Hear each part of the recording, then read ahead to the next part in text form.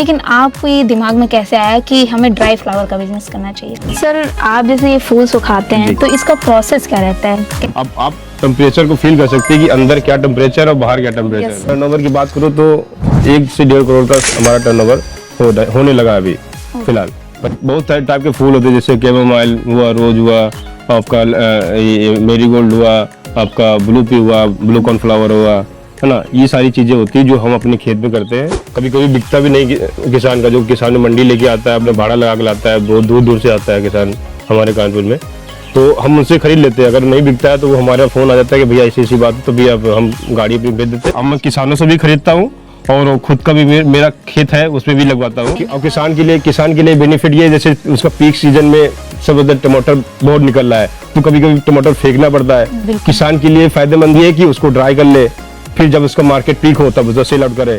तो ज्यादातर जो है हम किसान के लिए काम करते हैं, जो किसान का भाव नहीं मिल रहा था पीक में, जैसे हमारे साथ हुआ पहले, तो हम दूसरे किसान के साथ हो रहा है, तो उस चीज को हम ओवरकम कर रहे हैं कि अगर उसको फ्रेश वाला फूल का दाम नहीं मिल रहा है मंडी में, तो हम उसको ड्राई में कन्वर्ट करके उसको पूरा फूल हम ले रहे। अगर मार्केट में उसको अच्छा भाव मिल रहा है हमसे, तो मार्केट में बेचता है, देन आफ्टर उसको कम भाव मिलता है मार्केट में, वो भी हमारे पास लेके आता है। ये फूल देख रहे हैं आप, सोच रहे होंगे इनकी कहानी यही खत्म हो गई, लेकिन इनकी कहानी यहीं से शुरू हो रही है। आज हम ऐसे क्षेत्र में मौजूद हैं जहाँ पर सबसे ज्यादा सूखे फूलों का बिजनेस होता है। तो आइए जानते हैं सूखे फूलों का बिजनेस कैसे करते हैं। मेरा नाम शिवराज निषाद है मैम। सर कहाँ के रहने वाले हैं? मैं कानपुर में रहता हूँ। एक गांव पड़ता है हमारा शेखपुर, जो चकेरी एयरपोर्ट के पास पड़ता है, वहाँ हमारा काम है और हमारा निवास स्थान वहीं पे है। अच्छा सर, आपकी फर्म का क्या नाम है जो आप इसको चला रहे हैं, उसका नाम क्या है? मेरा नाम है ईश्वर फ्लावर एंड हर्ब्स। मेरा एक ट्रेडमार्क भी है जिसपे हम रिटेल करते हैं, जैसे अमेजोन हुआ, ब्लिंकिट हुआ, फ्लिपकार्ट हुआ, तो ब्लू वेदर के नाम से हमारा ट्रेडमार्क है, रजिस्टर्ड ट्रेडमार्क है। आप जो ये बिजनेस कर रहे हैं वो कितने सालों से कर रहे हैं सर? ये 5 साल प्लस हो गया वो काम करते करते इसको। अच्छा। असली जो फ्रेश फ्लावर का काम है हमारा, वो तो हमारा पुश्तैनी काम है, लेकिन हमने ड्राई में जो कन्वर्ट किया है वो 5 साल पहले से किया है। पहले जो फ्लावर जो हो रहा है, गीला फ्लावर को बेचना है कुछ, ये तो सब लोग करते हैं, लेकिन आपको ये दिमाग में कैसे आया कि हमें ड्राई फ्लावर का बिजनेस करना चाहिए?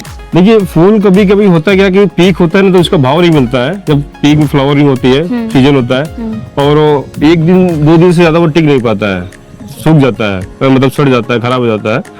तो मैंने कहीं पढ़ा था या फिर सुना था कि इसकी टी बनती है भी आयुर्वेदिक में जाता है, जैसे ब्लू टी बनता है इसका, रोज का बहुत सारे रोज वाटर निकलता है, आयुर्वेदिक इंडस्ट्री में यूज होता है, और आपका ये कॉस्मेटिक इंडस्ट्री में यूज होता है बहुत सारा, तुलसी की वजह से। तो मेरे दिमाग में क्लिक हुआ कहीं ना कहीं कि इसको ड्राई में कन्वर्ट किया जाए, फिर इसकी मार्केट देखी जाए, एक्सप्लोर की जाए, कितना रिस्पॉन्स आता है। मैंने करना शुरू किया, कुछ लोग मिले स्टार्टिंग में, है ना, तो उनको मैंने सैम्पलिंग किया, उनको हमारा प्रोडक्ट अच्छा लगा। फिर मैंने क्या किया, उनको सैम्पलिंग दिया और उसका उन्होंने ऑर्डर दिया, मुझे पहला ऑर्डर। अच्छा। फिर वहाँ से मेरा मतलब जर्नी स्टार्ट हो गई। फिर आज तो आपको लगा कि इसमें स्कोप है? हाँ बिल्कुल। उस टाइम में मैं अपनी जॉब में भी था, तो 1 साल मैंने इसको पैरेलल जॉब और काम दोनों किए। अच्छा। फिर मुझे लगा कि इस काम में मेरा ग्रोथ ज्यादा है और जॉब को छोड़ना चाहिए, पूरा टाइम इसी में देना चाहिए। फिर मैंने वो जॉब छोड़ दी और फिर पूरा टाइम मैंने इसमें देना शुरू कर दिया। तो आप खेती भी करते होंगे इसकी? हाँ, आप खरीदते हैं? नहीं, दोनों मॉडल है मेरा। अब मैं किसानों से भी खरीदता हूँ और खुद का भी मेरा खेत है उसमें भी लगवाता हूँ। तो ज्यादातर जो है हम किसान के लिए काम करते हैं, जो किसान का भाव नहीं मिल रहा था पीक में, जैसे हमारे साथ हुआ पहले, तो हम दूसरे किसान के साथ हो रहा है, तो उस चीज को हम ओवरकम कर रहे हैं कि अगर उसको फ्रेश वाला फूल का दाम नहीं मिल रहा है मंडी में, तो हम उसको ड्राई में कन्वर्ट करके उसको पूरा फूल हम ले रहे। अगर मार्केट में उसको अच्छा भाव मिल रहा है हमसे, तो मार्केट में बेचता है, देन आफ्टर उसको कम भाव मिलता है मार्केट में, वो भी हमारे पास लेके आता है। ताजा या सूखा दोनों हम प्रकार के ले लेते हैं। मैं पहले भी किसान था, जब मैंने काम की शुरुआत की थी मैंने अपने खेत से किया था। अब भी कंटिन्यू 4-5 साल हो गए, तब भी मैं अपने खेत में लगाता हूँ और प्लस किसान से भी लेता हूँ। तो दोनों मॉडल से मेरा काम रहता है। तो जो आप उगा रहे हैं, तो उसमें कौन कौन सी वैरायटी रहती है? ये वैरायटी नहीं, ये जैसे बहुत सारे टाइप के फूल होते हैं, जैसे कैमोमाइल हुआ, रोज हुआ, आपका मेरीगोल्ड हुआ, आपका ब्लू पी हुआ, ब्लू कॉर्नफ्लावर हुआ, है ना। ये सारी चीजें होती है जो हम अपने खेत में करते हैं। और कुछ ऐसे एरियाज है जैसे हिबिस्कस ज्यादा होता है, तो वहाँ से प्रिक्योर करते हैं, अपनी खेत में भी हिबिस्कस लगाते हैं। तो ये, और जैसे किसान जैसे ब्लू पी वगैरह ज्यादा लगाते हैं, जिसका मेरीगोल्ड ज्यादा लगाते हैं, जैसे मंडी में भाव कम हुआ किसान का, तो तो वो हम ले लेते हैं। कभी कभी बिकता भी नहीं किसान का, जो किसान मंडी लेके आता है अपने भाड़ा लगा के लाता है, बहुत दूर दूर से आता है किसान हमारे कानपुर में, तो हम उनसे खरीद लेते हैं। अगर नहीं बिकता है तो वो हमारा फ़ोन आ जाता है कि भैया ऐसी ऐसी बात है, तो भैया हम गाड़ी अपनी भेज देते और उनको थोड़ा सा पैसा ज़्यादा देते, नहीं बिक रहा है लेकिन उसको पैसा खुद हम दे देते हैं। तो है ना? मतलब सर जो आप जैसे उनसे आप लेते हैं, आप जैसे बता रहे हैं, तो उनका मैक्सिमम प्राइस कितना क्या रहता है? नहीं, ये डिपेंड करता है डे बाई डे। सपोज ये जो हमने कल फूल लिया वो 30 रुपए किलो लिया है, हमने कभी कभी 2 रुपए भी किलो उठाते हैं फूल, तो ये वेरिएशन रहता है मार्केट में कि क्या रेट चल रहा है और किस रेट में हमें उठाना चाहिए।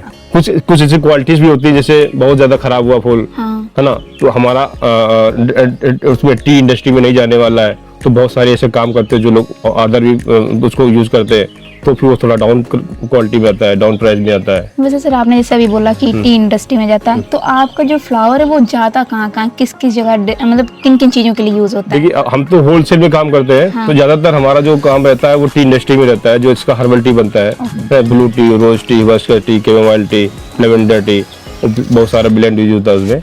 तो और भी जैसे रोज का काम हुआ, जैसे कॉस्मेटिक इंडस्ट्री में उसका एसेंस निकलता है, पाउडर बनता है, एक्सट्रैक्ट निकलता है, रोज वाटर निकालते हैं लोग, तो ये अलग अलग इंडस्ट्री में आता है, लेकिन हमारा होलसेल में रहता है, तो हम सब जगह देते हैं, सप्लाई करते हैं। कॉस्मेटिक भी करते हैं, आयुर्वेदिक में करते हैं, फार्मा इंडस्ट्री में करते हैं। हाँ, मोस्टली हमारा जो टी है ये है वो हमारा 70% टी इंडस्ट्री में जाता है पूरा।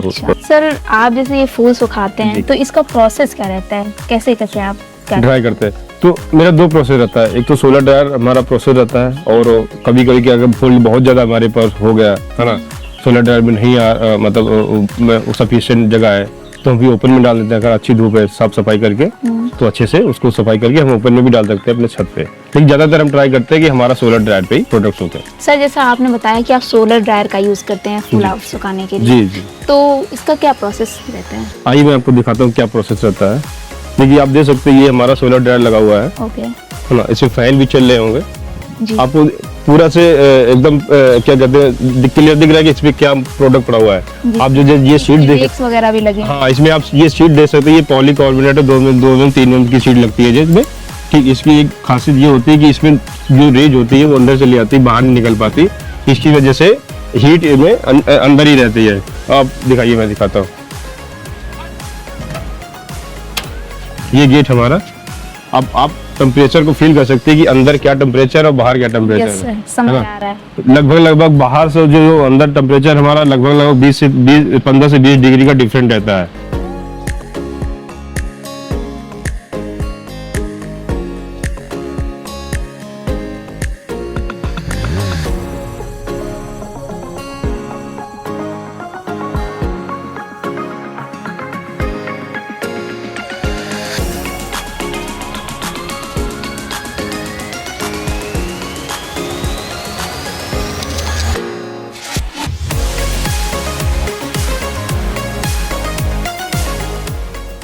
अब आइए दिखाते हैं। सर इसका एरिया क्या है, मतलब कितने एरिया में है? इसका एरिया 10 बाई 20 का है मैम। अच्छा, हाँ, और इसमें जो ट्रे लगी है 48 ट्रेस लगी थी, लेकिन अभी थोड़ा सा जगह कम कर दी है ना, थोड़ी डिफिकल्टी होती थी फूल डालने में, उठाने में, तो अभी इसका अभी देख सकते हैं इसमें गैप जाता है, इसमें गैप कम है जी। ये मेरा एक्सपेरिमेंटल मॉडल है। हाँ, ये मैंने जब बनाया था, ये मैंने खुद से ही बनाया हुआ है। हाँ, ये खुद से बनाया हुआ। हाँ, तो अभी मेरा ये एक्सपेरिमेंटल मॉडल था कि हम इसमें क्या कमी कर सकते हैं, क्या और बढ़ा सकते हैं, क्या अमेंडमेंट कर सकते हैं, तो वो सारी चीजें आपको देखने को मिल जाएंगी। फैन लगा हुआ है, वहाँ पे जाली लगाई है, जो मॉइस्ट एयर होती है वो ऊपर से निकल जाती है। हाँ, फिर से हमारी जो हीट होती है वो अंदर आ जाती है, फिर मॉइस्ट एयर निकल जाती है हमारी। ये चीजें है, इसे साफ पता चल रहा है। अभी हम लोग यहाँ जी, जी, जी। तो समझ आ रहा है, समझ आता है। कितनी गर्मी है। हाँ, हाँ। अलग बाहर का टेम्परेचर कुछ और है और अंदर का कुछ और है। जी जी जी। फूल तो सूख ही रहे हैं, साथ में हम भी सूख गए हैं, तो ये हो गया हमारे फूल के सूखने का प्रोसेस। और इसके आगे क्या क्या करते हैं सर, तो वो अब सर में इसके बाद जैसे हमारा प्रोडक्ट ये में सूख गया, उसमें हमारा सॉर्टिंग ग्रेडिंग जहाँ पे होती है, पैकिंग होती है जी। वो हमारा गोदाम में होता है। आइए हम आपको दिखाते हैं। हाँ, तो आप देख सकते हैं ये हमारा गोदाम है, जो मैंने बताया था कि गोदाम में होता काम। तो यहाँ पे देखिए एक्चुअली हमारे सारे फ्लावर रखे हुए अपने प्रोडक्ट जो भी पैक किए हुए हैं, जैसे हमारा ब्लू कॉल भी रखा हुआ है, कैलेंडुला भी रखा हुआ है, जैस्मिन भी रखा हुआ है, रोज फ्लावर भी रखा हुआ है अलग अलग जगह पे, है ना। तो अभी आप यहाँ पे मेरा सॉर्टिंग रेडी होगा। अभी देखिए यहाँ पे आपको अब रास्ते की बोरी दिख रही होगी, कुछ रोज फ्लावर की बोरी दिख रही होगी, ये अलग अलग रखी हुई है। यहाँ पे सॉर्टिंग रेडिंग होता है, सफाई होती है, पैकिंग होती है, देन आफ्टर अगर उसको डिस्पैच होना है तुरंत वो डिस्पैच हो जाता है। सब मतलब यहीं से डिस्पैच, हाँ सब कुछ हो जाता है। डिस्पैच यहीं से हो जाता है। हाँ सब कुछ, अगर तुम्हारा कोल्ड में कोई प्रोडक्ट जाना होता है फिर यहाँ से कोल्ड में चला जाता है। और हमारा जो पैक होता है अगर कुछ रुकना हो तो फिर हम इसमें इस गोदाम में हमारा रख सकते हैं, जो अलग से गोदाम जगह बने हुई है। पैकेजिंग का क्या रहता है, कैसा तुम बताइए, जैसे ये बड़े बड़े चावल जो जी जी जी जी जी तो ऐसे पैकिंग होती है या इनका मतलब कुछ मैं बता रहा हूँ जैसे किसी को 10 केजी चाहिए, 15 केजी चाहिए, 20 केजी चाहिए, वो कस्टमाइज होती है, छोटे बैग में पैक करते हैं। किसी को बल्क में चाहिए 1000 केजी चाहिए, 2000 केजी चाहिए, 5000 केजी चाहिए, तो ये बोरियां लगी हुई है ना। इनमें हम पॉली, ये जो आपको बैग दिख रहे हैं, पॉलीथीन दिख रहे हैं, ये इनर लेयर होती है। इसको हम अंदर डालते हैं, देन आफ्टर इसको ये आउटर कवरिंग में हमारी ये बोरी होती है, फिर उसको हम सील पैक करते हैं, मशीन से सिलते हैं। ये चीज हमारा प्रोसेस है। ये हमारा बल्क में जा रहा है। हमारा हमसे जो कोई गाड़ी लगी 10 टन की ना 15 टन, ऑर्डर है क्या? हाँ ये किसी का ऑर्डर होगा। इधर भी देख सकते हैं आप, इधर भी देख सकते हैं, ये बोरी सब लगी हुई है। ये 2-3 दिन में इसको डिस्पैच हो जाते हैं। अब इसमें ये भी आप देख रहे हैं, जो ये वाला पाउडर है, TBC से बोलते हैं। हाँ ये भी किसी का ऑर्डर है। ये एक फूल होता है कैमोमाइल, उसका TBC है। TBC जैसे लाइक टी बैग जो पैक होता है ना, टी बैग में वो प्रोडक्ट हमारा ये। तो ये सीड्स भी है, उससे टी बैग में जो यूज होता है, इसका कैमोमाइल टी बनता है, वो भी प्रोडक्ट है। सर तो जैसे आप बता रहे हैं ये डिस्पैच होने के बाद सबसे ज्यादा आप कहाँ इसको सेल करते हैं, मतलब सबसे ज्यादा डिमांड कहाँ रहती है? देखिए ज़्यादातर तो हमारा प्रोडक्ट पूरे इंडिया में जाता है, हर स्टेट में जाता है, लेकिन जो स्टेट बहुत ज़्यादा काम करते हैं इस इंडस्ट्री में जो है महाराष्ट्र है और गुजरात है, दिल्ली है, 3-4 वेस्ट बंगाल भी है, 4-5 स्टेट ऐसे हैं जहाँ ज़्यादातर प्रोडक्ट जाते हैं। और भी जैसे रिटेल में कुछ प्रोडक्ट जाते हैं, जैसे अरुणाचल प्रदेश, आसाम हुआ, हमारा नागालैंड हुआ और आपका गोवा हुआ, तो ये चीज़ें थोड़ा सा कम जाता है, लेकिन जाता है, हर स्टेट में भी जाता है हमारा माल। और ज़्यादातर हमारा वेस्ट बंगाल जाता है, गुजरात जाता है, महाराष्ट्र जाता है, क्योंकि महाराष्ट्र और गुजरात में ज़्यादातर एक्सपोर्टर है। मतलब सबसे ज्यादा बेसिकली महाराष्ट्र और गुजरात जी जी जी जी बिल्कुल ज्यादा सेल। हाँ। और जो ये आपका रहता है मतलब सेलिंग का, ये सबसे ज्यादा किस मंथ में सेल होता है? जैसे बिकता तो हमेशा है, जी। लेकिन एक होता है ना कि पीक सीजन आता है, हर इंडस्ट्री में पीक सीजन आता है। जुलाई से नवंबर तक का जो सीजन रहता है उसमें ज्यादातर हमारा सेल होता है। और क्योंकि इसमें ब्लू पी निकलता है या प्राजक्ता उसी सीजन का फूल है, तो उस सीजन में ज्यादा डिमांड रहती है प्राजक्ता की, और उसी सीजन में जो टर्नओवर होता है उसी सीजन पीक पकड़ता है। बाकी अदरवाइज तो हर सीजन में फूल होते हैं, जैसे कैमोमाइल के सीजन में चला गया, हिबिस्कस विंटर में चला गया, आफ्टर अप्रैल मार्च फरवरी के आसपास जो भी सीजन होता है। लेकिन जो पीक रहता है 4 से 5 जुलाई के बाद जो नवंबर तक रहता है सीजन, वो हमारा रहता है पीक सीजन। वैसे तो कहते हैं किसी की इनकम नहीं पूछनी चाहिए, लेकिन मैं आपसे एक सवाल कर रही हूँ कि आपकी जो ये मतलब सेल का रहता है, तो कम से कम कितना टर्नओवर हो जाता होगा, कितना क्या? देखिए अभी तक तो रोजी रोटी चल रही है ना, लेकिन टर्नओवर की बात करो तो 1 से 1.5 करोड़ तक हमारा टर्नओवर होने लगा अभी फिलहाल। पहले नहीं होता था, लेकिन इस साल हमने टच कर लिया 1 से 1.5 करोड़ का टर्नओवर। तो सर जैसे आपके पास बहुत सारी वैरायटी के फ्लावर जी, लेकिन सबसे ज्यादा जो सूखने के बाद जिसकी डिमांड रहती है और जिसका प्राइस रहता है, वो कौन सा फ्लावर है? नहीं, ये तो मतलब कहानी डिपेंड करता है कि ऑर्डर के हिसाब से। और जो अभी मार्केट में जो करंट सिनेरियो देखा जाए वो ब्लू कॉर्न फ्लावर का चल रहा है, क्योंकि 2000 से ऊपर प्लस इसका रेट चल रहा है पर केजी का। और उसका ब्लू कॉर्न नहीं अभी इसमें अभी है नहीं, आपको दिखा देते। अच्छा। वो मेरा पूरा सेल आउट हो जाता है, हाई डिमांड में रहता है। हाई डिमांड में रहता है तो भाव भी अच्छे मिल जाता है, तो वो फिर लोग निकाल देते हैं, सेल कर देते हैं। उसके बाद बहुत सारे फ्लावर जैसे ब्लू पी हुआ, आपका कैमोमाइल हुआ, लेवेंडर हुआ। लेवेंडर एक्चुअली मेनली कश्मीर में होता है, तो हम लोग वहाँ से प्रोक्योर करते हैं, यूपी में नहीं हो सकता कहीं से, क्योंकि टेम्परेचर ज़्यादा नहीं चाहिए होता है, इसका विंटर भी होता है। तो वहाँ से वो लेवेंडर का भाव ठीक ठाक मिलता है, 1200-1300 रुपये ना, ये रहता है। तो और भी सारे एवरेज रेट रहता है। ज़्यादातर तो हमारा ब्लू कॉर्न अभी जो करंट सिनेरियो उसमें अभी चल रहा है 2000 प्लस पर केजी का चल रहा है रेट। सर ये गुलाब के फूल दिख रहे हैं, जी। तो इसका क्या प्राइस रहता है? क्योंकि शायद ये हमेशा चलने वाला है। हाँ हमेशा चलता है। हाँ रोज फ्लावर का तो हमेशा मतलब पल्किंग होता है, हमेशा ड्राइंग होता रहता है ना। तो इसका एवरेज रेट रहता है 250 से 300 लगा के 350 तक इसका रेट रहता है जो मार्केट में।